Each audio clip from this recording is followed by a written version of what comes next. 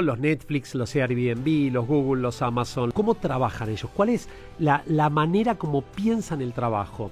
Los líderes que me inspiran son los que logran abrirme la cabeza y decir, wow, no sabía que no sabía estas cosas. ¿Qué cambiaste en el último año? Y para saber qué cambiaste hay una pregunta. ¿Cuál fue la cosa que hiciste por primera vez este año?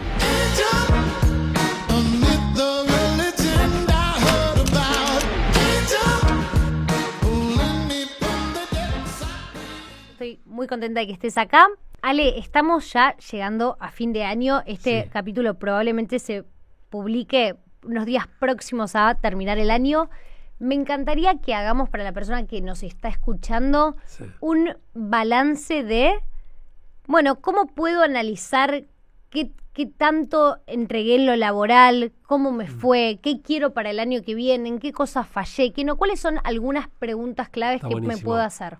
Está bárbaro. A ver, la primera pregunta es, ¿cuáles fueron los 3 grandes logros que tuviste este año? Pero siendo muy honesto. Y cuando hablamos de logros son cosas que vos decís, wow, la rompí en esto, ¿no? Y puede ser algo en el vínculo con los otros, puede ser algo que haya generado, pero una advertencia ahí. Solemos tener un sesgo y es que solamente consideramos los últimos 2 o 3 meses. Considera todo el año, todo lo que pasó de enero hasta este momento. Eso es muy importante. Este es el primer aspecto. El segundo aspecto para mí, aún más importante que el qué, es el cómo. ¿Cuál fue la energía o digamos, el modo en el cual vos trabajaste durante este año? ¿Estás satisfecho con el tiempo que utilizaste para trabajar? ¿Estás satisfecho con los vínculos que generaste? ¿Estás satisfecho con la manera como te conectaste con otras cosas? ¿Qué fue lo que aprendiste de todo esto? Es el segundo aspecto. El tercer aspecto para mí, y dijimos el qué, el cómo, el tercero tiene que ver con el para qué. Digamos, ¿estás conectándote con tu propósito? ¿Estás realmente haciendo algo que contribuya a ese propósito superior? Y la cuarta pregunta que terminaría de cerrar este círculo es, si dentro de un año vos te pusieras a evaluar lo que vas a hacer, lo que hiciste este año, ¿está conectado con eso o no está conectado con eso? Es decir, ¿estás yendo en el camino o no? Y tal vez, como nota a pie de página es, a principio de año, ¿qué te propusiste? ¿Y qué lograste y qué no lograste? Y fundamentalmente pensar de qué te sentís orgulloso y qué aprendiste este año. Para mí, algo que muchas veces no tomamos conciencia es que si nosotros no aprendimos cosas importantes durante el año tiene un signo bastante negativo, ¿no? Porque el mundo era totalmente diferente hace un año, va a ser totalmente diferente dentro de un año. Y la capacidad más importante que tenemos que desarrollar es la de aprendizaje acelerado. Entonces la pregunta es, ¿qué aprendiste? Y cuando decís qué aprendiste es, en definitiva, ¿qué cambiaste en el último año? Y para saber qué cambiaste hay una pregunta. ¿Cuál fue la cosa que hiciste por primera vez este año? Esa pregunta tan simple, ¿no? Y tal vez preguntártelo, ¿cuándo fue la última vez que hiciste algo por primera vez? Vos decís, wow, ¿no? Digo, no, la verdad que hace un año lo hacía. Bueno, es muy básico, pero muy profundo estas preguntas, ¿no? Es decir, son 4 cosas, sí, 4 cositas chiquitas, pero que sean como al hueso y que puedas realmente vos ponerte frente al espejo y ser tu principal evaluador. Y ahora estoy pensando, yendo al caso de Netflix, si vos fueras tu jefe, ¿preferirías quedarte o preferirías irte? ¿No? Digamos, ¿te elegirías para quedarte o te elegirías para ir? Me parece que es una buena pregunta para hacernos, ¿no? Digamos, se me está ocurriendo en este momento, pero qué buen test pasar cada uno de nosotros, ¿no? Y vamos a poner los 2 escenarios. Te fue espectacular. Bueno, ¿cuán alto va a ser el próximo año? ¿Cómo vas a seguir escalando? ¿Qué más aspirás para este año? Punto número 1. Punto número 2. Suponete que no te fue bien este año. Bueno, ¿qué aprendiste? ¿Qué no vas a volver a repetir? ¿Cuáles son las grandes cosas que decís? Y la verdad que esto no me siento muy cómodo. Esto quisiera cambiarlo. Para cambiar hay una clave. Tener lo que llama el sentido de urgencia. Es decir, darte cuenta que tenés que cambiar. Y si te fue todo muy bien, espectacular. La pregunta es, ¿te estás mirando con la suficiente objetividad o estás siendo demasiado benévolo con vos? Y un ejercicio que puede ser como un anexo a todo esto es preguntarle a tu colega de aprendizaje, que puede ser un amigo tuyo, un colega del trabajo, tu pareja, tus padres, tus hijos. Ay, che, ¿cómo me viste este año? a veces ponerse frente al espejo así es como cuando escuchás una grabación, ¿no? Decís, este soy yo, te ves en un video y decís, pero yo no puedo ser este o esta, ¿no? Me parece que ahí hay un montón de aprendizajes para capitalizar. A mí algo que me sirve mucho es medirme en cómo estaba yo en la misma instancia el año pasado. Está buenísimo. Que creo que es un poco más amable que compararme con la gente que hace lo mismo que yo y tal vez le va mejor. Y he tenido años en donde el balance como no había un salto muy grande, claro, y eso me hace pensar, y he tenido años donde digo, bueno, no estoy donde yo quisiera estar, pero al menos si miro para atrás, un año para atrás, el salto fue grande. Está buenísimo. A ver, se dice que lo que no se mide no cuenta, ¿no? Y me parece que eso es tener lo que se llama la analítica de datos, es decir, tener algo concreto versus lo cual medir. Está buenísimo. Toma algún parámetro en el cual te puedas medir. Lo que sea. Si vos decís estás en redes sociales, si vos decís en LinkedIn, si vos decís en, no sé, en cantidad de publicación, en lo que quieras. Cantidad de horas que trabajaste, cantidad de horas que fuiste al gimnasio, no sé, cantidad de amigos, lo que quieras. ¿Qué aspirabas y dónde estás? Me parece buenísimo porque es tener un dato concreto sobre el cual medirte y no hablar de suposiciones, ¿no? Sino ser lo que se llama fact-based, ¿no? Basado en datos, basado en hechos concretos. Está buenísimo. Hablas con muchos líderes, a muchos los coacheás, sos consultor, ahora después nos metemos más en eso, pero me interesa saber cuál es la duda o el conflicto más usual con el que llegan hacia vos. Sí, a ver, por un lado muchos sufren lo que se denomina el síndrome del impostor, de sentirse que están en un lugar donde en cualquier momento los van a descubrir que no están preparados para eso, pero también algo que visualizo es que muchos están en la búsqueda de conectar su propósito personal con el propósito organizacional y entender que pueden trascender a partir de su trabajo.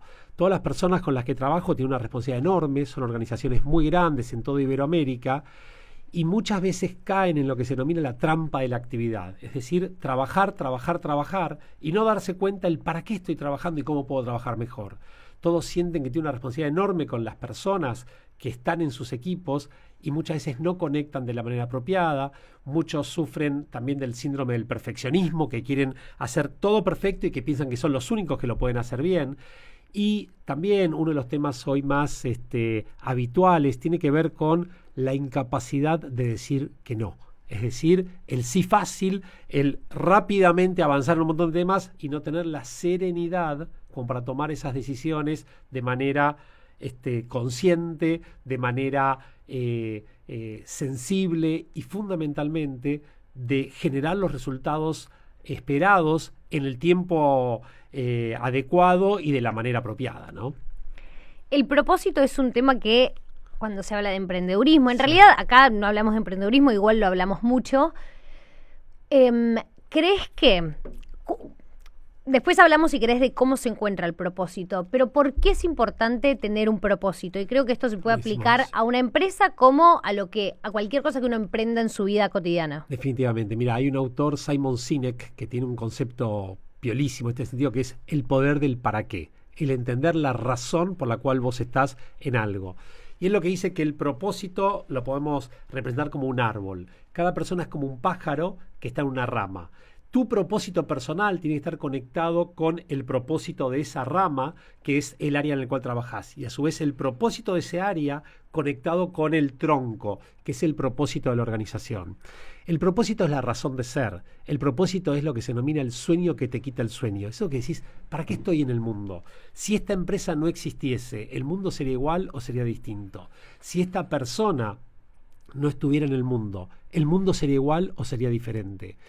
Yo creo que es una búsqueda permanente, no es que alguien tiene el propósito, ya está y es simple, es una búsqueda constante y permanente, pero lo que sí visualizo es que muchas personas ni siquiera tienen la capacidad de parar un minuto y decir, che, pero ¿para qué estoy haciendo esto? ¿Cuál es la razón de ser? Te cuento una experiencia que es interesante. Todos los años yo doy un taller para los MBAs de la Universidad de San Andrés. Y son muchos los que pasan por ahí, son profesionales jóvenes en general, entre los 30 y 40 años. Y esa jornada es para tratar de definir su plan estratégico profesional. Y la base del plan estratégico profesional es entender el para qué, entender tu propósito. Y la mayoría viene diciendo, no tengo idea, no sé para qué lo estoy haciendo. Y empezar a hacerse las preguntas para descubrir eso es apasionante, porque muchos se dan cuenta que están haciendo algo que no tiene nada que ver con su propósito. Y lo que es interesante es que nosotros pasamos las horas más importantes del día, los días más importantes de la semana, las semanas más importantes del año, los años más importantes de nuestras vidas, en los trabajos, y lo hacemos en piloto automático, sin darnos cuenta el para qué.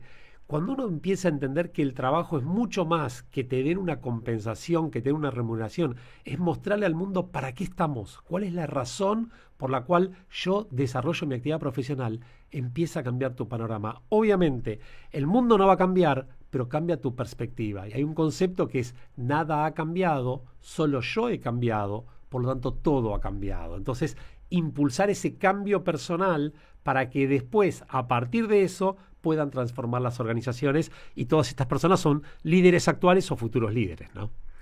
¿Crees que el propósito siempre tiene que ir, no sé si atado, pero es cercano a algo de dar servicio? Bueno, el propósito tiene que ver con la trascendencia. Yo te diría que incluye dar servicio, pero no solamente eso, ¿no? Es cómo impacto en las personas, en la sociedad, en el medio ambiente, en el planeta. ¿Qué es lo que le vengo a ofrecer al mundo? Y el propósito, hay un concepto de unos autores, que el principal se llama Salim Ismail, con un libro que se llama Exponential Organizations, organizaciones exponenciales, que es lo que dice, para que un propósito tenga impacto en una empresa, tiene que ser lo que se llama un MTP, un propósito transformacional masivo. Es decir, cuando vos decís Google quiere conjugar la información que hay en el mundo, las organizaciones más importantes tienen eso que dice, ¿sabes qué? ¡Wow! Quiero ser parte de este movimiento, ¿no? Y eso es lo que te genera un propósito. Te genera la sensación de que estoy contribuyendo a algo superior y no simplemente estoy haciendo un check en mi lista de pendientes, que es lo que le pasa a mucha gente. Y la verdad es que en el 1 a 1, cuando empezás a hablar con las personas, dicen, no soy feliz en mi trabajo. Cuando uno mira las estadísticas, se dice que aproximadamente 3 de cada 4 personas, si pudieran cambiar de trabajo, lo harían. Es decir, no son felices en su trabajo. Y la verdad que es muy triste. Uno dice, wow, estás tanto tiempo en tu laburo, no puede ser que no seas feliz, ¿no? No, pero necesito trabajar, es verdad. Pero cuando uno trabaja de cualquier cosa, en cualquier lugar, obviamente los resultados son cualquier cosa en cualquier momento. Y creo que tenemos que tener la capacidad de pensar, a ver, ¿para qué lo hago? ¿Qué es lo que quiero? Y cuando uno logra conjugar, hay 4 vectores que son importantes. Uno tiene que trabajar de aquello que le apasiona, uno que tiene que trabajar en aquello que realmente sabe, uno tiene que trabajar en aquello que el mundo necesita y uno tiene que trabajar en aquello que lo puedan compensar apropiadamente. Cuando uno encuentra estas 4 variables conjugadas, ahí encuentra su mejor trabajo. Y cuando uno encuentra su mejor trabajo, puede mostrar su mejor versión, y es bárbaro cuando uno está con alguien que dice, wow, está trabajando, ¿no?, de algo, y das siempre un plus, das un extra, ¿no? Das esa milla extra que es tan valorada en cualquier trabajo, seas deportista, seas médico, seas abogado, seas arquitecto, seas operario, seas periodista, la profesión que tengas, cuando vos estás conjugando eso, es espectacular, ¿no? Y esa es mi ambición, poder colaborar para que muchas personas puedan encontrar ese propósito en la vida y ese trabajo que les permita liberar su potencial para ofrecer su mejor versión. Sí, y pensaba en esto que me hablas del propósito. Creo que los buenos líderes son aquellos que logran transmitir eso a sus empresas, por más de que el propósito tal vez sea de ellos, logran que ese propósito sea compartido y que todo el mundo que esté trabajando ahí sienta ese compromiso y esas ganas de aportar. Totalmente. Me encantaría que me cuentes, por ejemplo, cuáles son tus referentes de liderazgo. Sí, está buenísimo porque, a ver, primero hay un referente que para mí siempre fue clave, que fue el profesor de la universidad, y lo digo porque son esos ejemplos que uno dice, wow, ¿cómo podés encontrar esto en un lugar? Así, bueno, para un profesor de la facultad, profesor de la universidad, 4º año, Ciencias Económicas, Universidad de Ciencias Económicas de la Universidad de Buenos Aires, profesor de estados contables, materia que vos decís es bien cuadradita así. Sin embargo, él logró inspirarme a mí, me llevó a trabajar con él y fue mi primer trabajo siendo estudiante de la universidad, y durante 8 años fui su mano derecha. Ahora, lo más interesante, hoy él tiene 88 años, cumplió otro día 88 años. Al día de hoy me sigue inspirando, me sigue enseñando, me sigo reuniendo una vez cada 6 meses, sigo aprendiendo de él. Y esos son los modelos que yo dije, wow, es alguien diferente, es alguien distinto que logró transmitirme a mí esa chispa y encontrar, él en mí, yo en él, esa capacidad de inspirarme de una manera diferente. Ese, si me preguntás, fue la primera persona que a mí me abrió la cabeza y me permitió entrar en este mundo que, te soy honesto, mi futuro, cuando yo era estudiante de ciencias económicas, era ser un contador y dedicarme a balances, auditoría, impuestos, digamos, cosas muy, muy, digamos, duras, entre comillas, ¿no? Y sin embargo, él, cuando me identificó, me ofreció trabajar en Arthur Andersen, que era la empresa que él lideraba. Me dijo, mira, quiero que vengas a trabajar conmigo. Y fue interesante porque él me dijo, no te voy a pagar un peso, venís para aprender y vas a trabajar en temas de recursos humanos. Lo más interesante es que yo ni siquiera conocía la palabra recursos humanos, ni el concepto, ¿no? Nunca me lo habían enseñado. No sabía que alguien en una empresa se podía ocupar de eso. Él, de alguna manera, logró conectar conmigo y mostrarme ese camino. Bueno, ¿por qué lo doy? Porque todos podemos tener ese pariente, ese vecino, ese profesor. Es mucho más accesible de lo que pensamos, pero hay que buscarlo y hay que encontrar ese momento de conectar, ¿no es cierto? Esa fue la primera persona. Y después lo que trato ayer de hacer a partir de ese momento, y fíjate, uno de mis trabajos era sintetizar libros para él y ayudarlo a escribir sus primeros libros, ¿no? Y me llevaba a empresas, a un viaje por todo el mundo con él. Y parte de lo que él me enseñó es empezar a identificar en cada persona los aspectos positivos, porque todos tienen algo de lo cual aprender. Y todos los que lideran, sobre todo, organizaciones muy diferentes a las que uno está, uno puede aprender muchísimo, ¿no? Entonces, a veces uno dice, no, porque los grandes líderes de Microsoft, de Google, sí, eso es muy bueno, pero a veces hay otros casos de otras empresas, de otras organizaciones locales e internacionales, de los cuales uno puede aprender muchísimo. Líderes sociales, muchas veces uno puede aprender un montón. Personas del deporte, uno puede aprender un montón. Hay un montón de experiencias que uno va acumulando y dice, wow, de este aprendo, del otro aprendo. Y obviamente de los autores más reconocidos a nivel global, uno va absorbiendo permanentemente. Te mencioné algunos. Yo también aprendí muchísimo de estos temas de alguien que me enseñó un montón, que es Fred Kaufman, que fue mi profesor de coaching y fue uno de los iniciadores del coaching en Argentina y la verdad que me abrió la cabeza de una manera. Si vos me preguntás, tal vez ahí está la respuesta. Para mí, los líderes que me inspiran son los que logran abrirme la cabeza y decir, wow, no sabía que no sabía estas cosas, ¿no? Mira, te cuento, si querés, una experiencia similar a esto. Yo en el año 2016 estuve en Singularity University, que es una universidad espectacular que queda en Silicon Valley, en el campus de la NASA. Y yo fui con muchas expectativas. Sin embargo, ahí lo que descubrí es la cantidad de cosas que no sabía, es decir, que no me imaginaba que podían llegar a existir. Y volví tan, pero tan lleno de conocimientos, que a partir de ese momento, cada 1 o 2 años, yo voy a otra universidad a aprender, ¿no? Y tengo una metodología que la comparto porque es buenísima. Uno toma notas, ¿no? Y uno va tomando notas. Pero yo mis cuadernos, cuando voy a estos programas, los uso de 2 maneras. En el normal voy escribiendo. Ahora, cuando veo una idea que me parte la cabeza, doy vuelta al cuaderno y escribo como empezando de atrás, ¿no? Okay. Y me vuelvo de cada una de estas experiencias con, no sé, 15 o 20 ideas que me partieron la cabeza. Yo digo, wow. Esto es genial. Me pasó en la Universidad Hebrea de Jerusalén, me pasó en Michigan con Dave Ulrich, que es el número 1 en recursos humanos del mundo, me pasó en el MIT, me pasó en Silicon Valley Innovation Center. En cada lugar donde voy yo digo, qué bueno que hay personas y organizaciones y lugares en el mundo que uno puede aprender tanto, ¿no? Y descubrir un montón de cosas que ni siquiera se imaginaba que podían llegar a existir. ¿Te animás? Qué pena, me encantaría ver ese cuaderno, pero ¿te animás a contarme algunas de las últimas ideas que te partieron la cabeza? Mira, te voy a decir una que hace muy poquito me mandaron un mensaje de Singularity justamente, y decía lo siguiente: hace 10 años cuando estuviste acá te sugerimos que inviertas en empresas de inteligencia artificial. Posiblemente si estás leyendo este mail no invertiste en empresas de inteligencia artificial. Bueno, la sugerencia ahora, hay que invertir en empresas de biotecnología. Eso es lo que se viene. La próxima onda y la próxima gran disrupción va a tener que ver con eso. Y esa idea a mí, wow. una que aprendí también en el MIT, que fue buenísima, decía, la próxima revolución no va a ser tecnológica, sino va a ser la forma como colaboramos entre nosotros. Y colaborar es la forma como colaborás, cómo trabajás con el otro, ¿no?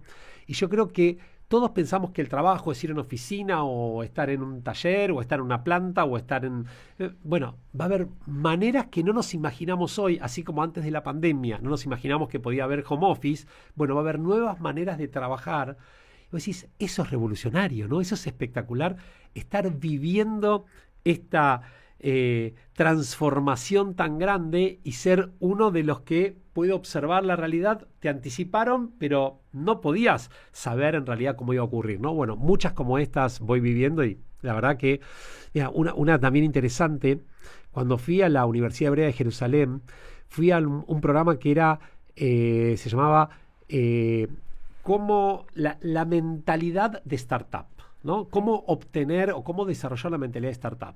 Entonces, cuando termino el programa, me reúno con el número 1, ¿no? Y me dice, ¿puedo preguntarte algo? Vos no sos emprendedor, vos no tenés una startup. Digo, ¿por qué viniste acá? Yo le digo, mira, te voy a ser honesto, yo vine porque quiero desarrollar intrapreneurs. Me dice, ¿qué? Yo quiero desarrollar que en las empresas grandes hayan personas que sean los emprendedores internos. Me dice, mírame a los ojos, pero mírame bien a los ojos, sí. Dice, estás destinado al fracaso. Le digo, ¿por qué?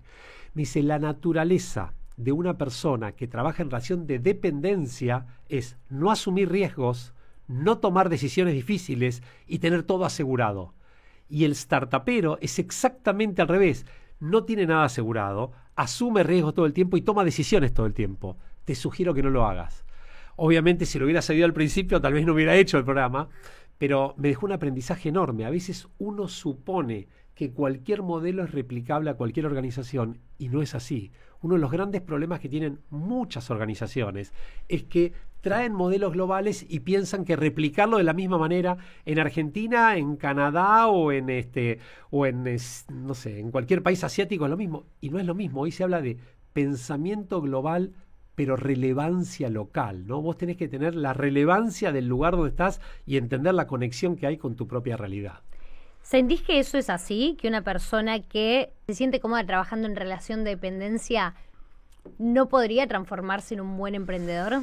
Mirá, a ver, yo creo que sí, pero te voy a contar también una experiencia, la aprendí hace muy poco, de uno de los fundadores de Rappi, de la aplicación Rappi, ¿no? En un congreso que estábamos hablando juntos en Colombia hace muy poquito, yo planteaba que quien trabaja en relación de dependencia lo que quiere es seguridad a largo plazo y estar tranquilo.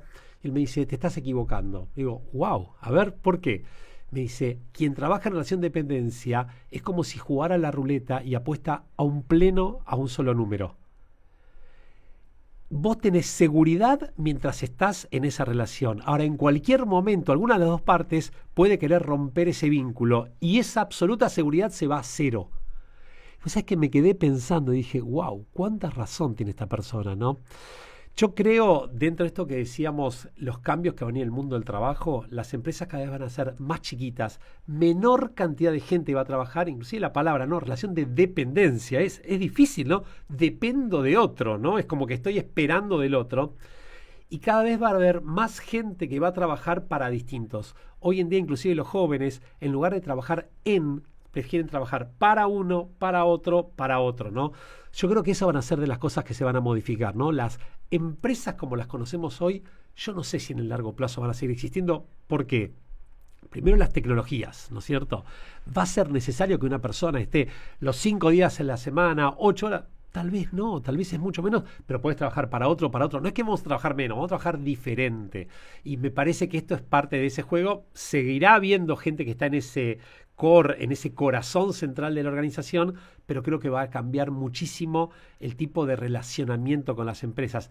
Y de hecho, si te fijas hoy, muchos jóvenes prefieren la libertad de trabajar para diferentes personas y no estar encerrado en una oficina todo el tiempo o en una fábrica o en cualquier otro espacio, ¿no? Sí, es cierto, como creo que mi generación no ve tanto la seguridad como un valor, aunque sí, pero tal vez no al grado que veían otras generaciones. Sí, exactamente. Sé que estudiaste cómo se trabaja en Netflix también, Sí, que te escuché contar unas sí, cosas muy interesantes. sí, Me encantaría que me sí. cuentes. Mira, uno de los viajes que hice hace 2 años a Silicon Valley trató de identificar en las grandes compañías cuáles eran grandes compañías que están rompiendo el mundo, ¿no? Los Netflix, los Airbnb, los Google, los Amazon, los Microsoft, etcétera. ¿Cómo trabajan ellos? ¿Cuál es la manera como piensan el trabajo?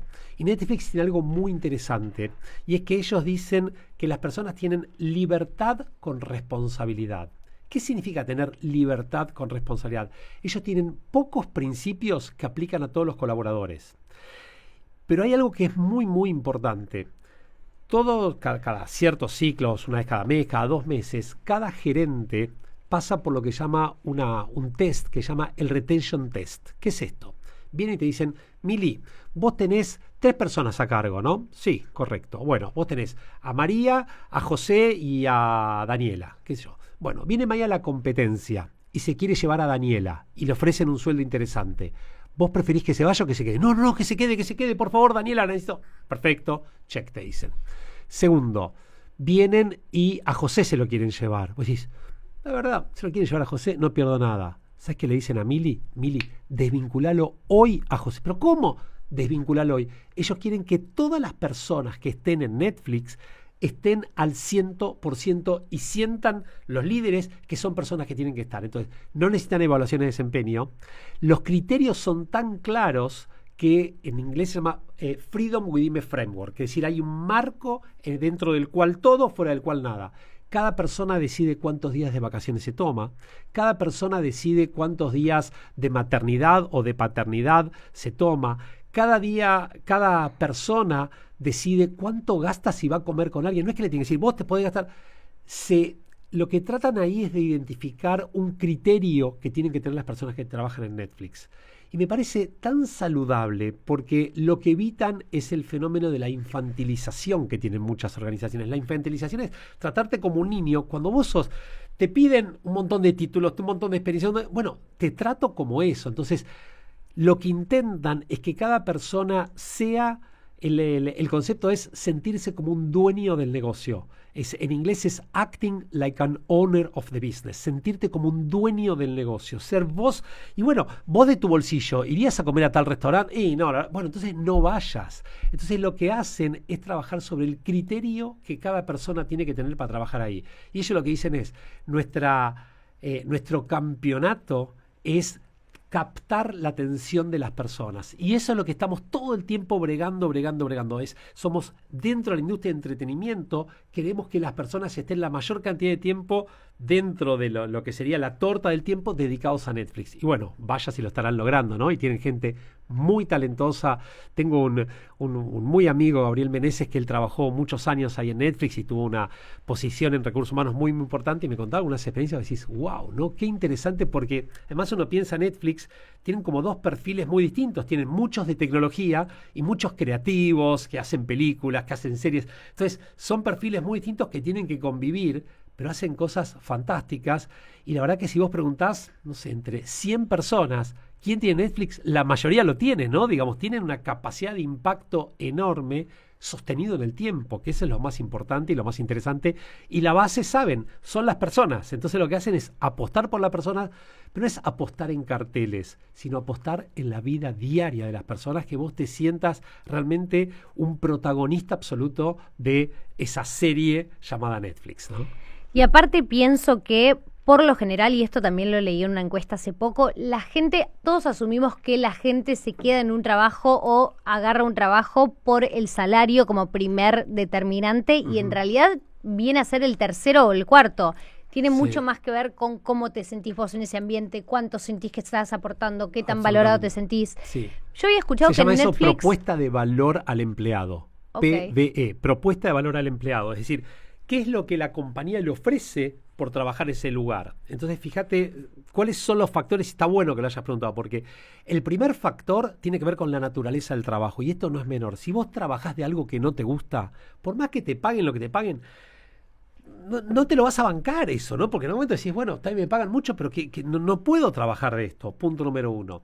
Punto número 2 es con quiénes trabajás, quién es tu jefe, quiénes son tus colaboradores, quiénes son tus pares, tus clientes, tus proveedores. Esos te hacen la vida todos los días, ¿no? Porque vos decís, bueno, tengo un trabajo hermoso, me pagan muy bien, pero mi jefe es un ogro. No te vas a bancar trabajar en eso.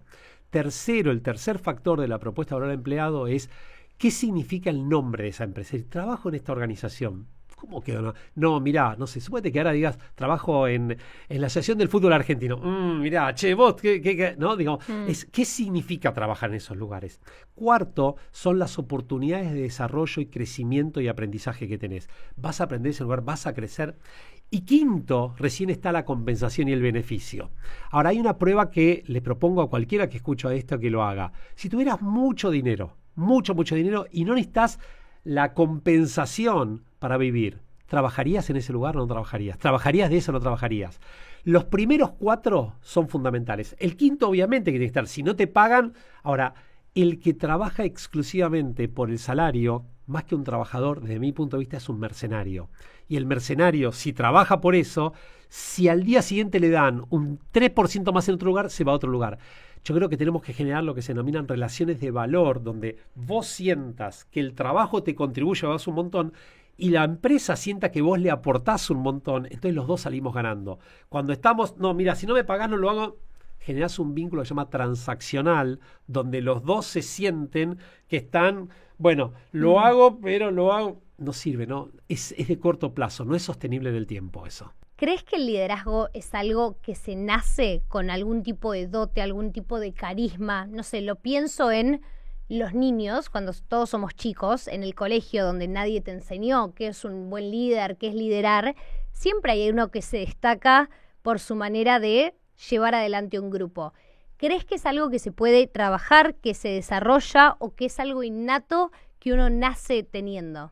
Mira, primero está buenísimo lo que sí de los chicos, porque muchas veces los jóvenes, cuando van a una entrevista, la primera entrevista laboral o aplican al primer trabajo, les dicen, bueno, contame alguna experiencia. No, yo no trabajé nunca. Y vos decís, pero pará, pensa en el colegio, en el deporte, con tus amigos. Siempre hay experiencias en las cuales, y cada uno es líder en otra cosa. Punto número 1. Punto número 2, concretamente respecto a tu pregunta. Yo creo que el liderazgo se forja. ¿Qué significa? Tenés que tener ciertas condiciones naturales, pero tenés que, como un orfebre, tenés que ir permanentemente dándole herramientas para que eso siga estando vigente, ¿no? Entonces, es como un buen deportista, como un buen intelectual, en cualquiera de las áreas. Vos tenés que tener cierto don natural, pero además tenés que tener la capacidad de mucha escucha, de mucho aprendizaje, de mucha apertura y de entender, y esto es interesante, tradicionalmente los líderes en las organizaciones tenían mucho que ver con el cargo jerárquico que tenías, ¿no es cierto? Bueno, sos el jefe, entonces ser líder. Podés ser jefe y no ser líder, podés ser líder y no ser jefe. De hecho, geométricamente, antes las organizaciones eran como un triángulo, se decía, el que está arriba es el jefe y va decantando en toda la organización, ¿no es cierto? Y ese es el líder. Después se dijo, es una pirámide invertida, entonces es este que está al servicio de los demás. Hoy en día se habla de liderazgo circular. Lidera quien tiene la capacidad de liderar en ese momento, en esa actividad. Por eso se habla mucho de las organizaciones ágiles, dinámicas, donde va liderando el que en esa instancia tiene mayores herramientas para hacerlo. Me parece que eso es un cambio enorme. Y desde ya creo que el líder se va forjando con experiencias significativas que va transitando. Hay un autor que a mí me gusta, se llama Tal Ben-Shahar, y Tal Ben-Shahar tiene un concepto que habla de los hermosos enemigos. Tal Ben-Shahar es el número 1 en felicidad del mundo. Sus cursos en Harvard tienen miles de personas. Creo que estuvo en Argentina hace poquito. Estuvo, exactamente. Es un genio, realmente es divino. Pero el concepto de hermosos enemigos es lo que dice es, hay experiencias en la vida que son muy duras cuando las transitas, pero después decís, menos mal que la transité y todo lo que aprendo. De hecho, hay un estudio que se habla de el liderazgo clase 5 y ellos lo que dicen es que los mejores líderes son aquellos que han pasado por una situación muy traumática en la vida, porque esa situación muy traumática te permitió desarrollar la humildad de no creértela que estás ahí arriba, ¿no? Entonces, hoy en día la humildad es un valor súper aspiracional de los líderes que cambió. Fíjate, antes el líder era el más fuerte, el líder era el que tenía todas las respuestas. Hoy en día el líder es vulnerable, porque todos somos vulnerables. Eso no significa ser frágil. Vulnerable es que sos humano. Hoy en día el líder no tiene las respuestas, el líder tiene las preguntas más potentes. Hoy en día el líder no sabe todo, el líder lo aprende todo. Y hoy en día el líder está al servicio de todos los que trabajan con él y no todos los que trabajan con él al servicio de él. Entonces fíjate cómo se invirtió. Ahora, ¿qué pasa? Muchas personas te dicen, no quiero ser líder, no me interesa liderar, yo quiero ser un súper especialista. Y antes estaba mal visto, hoy en día se dice, ¿sabes qué? A lo mejor sos un científico espectacular, que no querés ser jefe de científicos, querés ser un científico. Entonces se habla de la trayectoria horizontal, y está muy bien también eso, y eso permite que las organizaciones puedan preservar un montón de talento que si no se irían a otro lugar, y ¿sabes qué? Te vamos incrementando tu compensación, tus beneficios, todo, y seguís teniendo una carrera de súper especialista en la organización. Otro de los temas de los que hablas mucho tiene que ver con el storytelling de una empresa, de cualquier organización. Sí. ¿Por qué crees que es importante? No sé, pienso en que la marca personal, que tiene un poco que ver con el storytelling, hoy se amplió mucho en el sentido de que ya no es solamente las grandes corporaciones que buscan tener su relato, sino que cualquier persona, un abogado, un médico, un psicólogo que tiene redes sociales, tal cual. Tiene su propia imagen que construir. Exactamente. Sí, está bueno el tema. A ver, primero hay un concepto que a mí me gusta mucho, que es que muchos le leen cuentos a los chicos para que se duerman, otros cuentan cuentos para despertarse. ¿No es cierto? Entonces, narrar una buena historia te despierta, te conecta. Si me preguntás, tu podcast es eso. Es decir, vos lo que tratás es de indagar en las historias que inspiren a otros, ¿no es cierto? Y tratar de llegar a eso. Ese es el storytelling. Ahora, yo encontré que hay una evolución del storytelling al story doing, hacer la historia. Es mucho más que narrar la historia. Si vos solamente narrás una historia y después no tiene su correlato en los hechos, la gente dice, acá algo no me cuadra.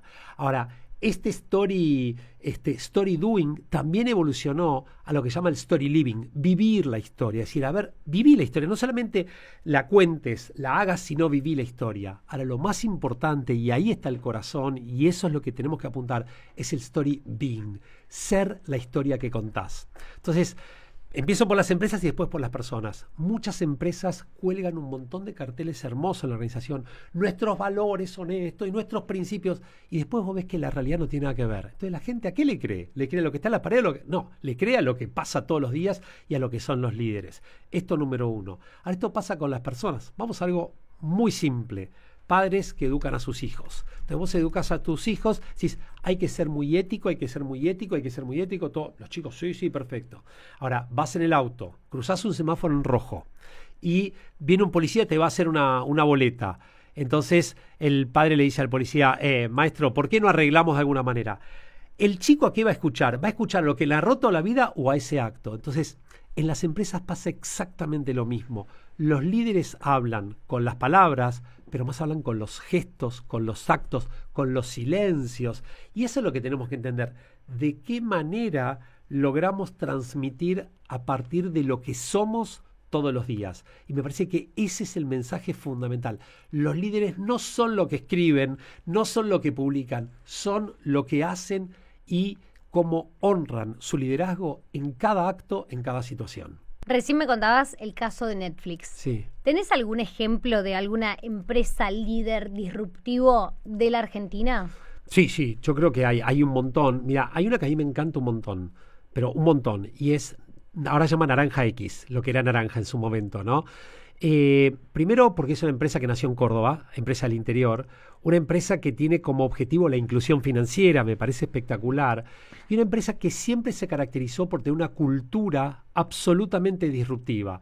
Fueron dos fundadores, la historia es muy interesante porque eran dos profesores de educación física que empezaron a vender a crédito artículos para educación física y los vendían con una tarjeta de color naranja y por eso se llama tarjeta naranja.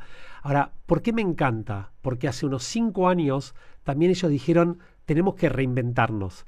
Y ellos hicieron toda la transformación digital y hoy son Naranja X a partir de su propia iniciativa y su propio músculo interno, ¿no? Entonces, me parece que es un buen ejemplo para aprender porque tal vez no tiene el glamour de las que están en Wall Street, etcétera, pero me parece que tiene un mensaje muy potente que, siendo coherente, consistente a través del tiempo y siendo muy disciplinado, teniendo los valores muy, muy firmes, podés lograr cosas de altísimo impacto.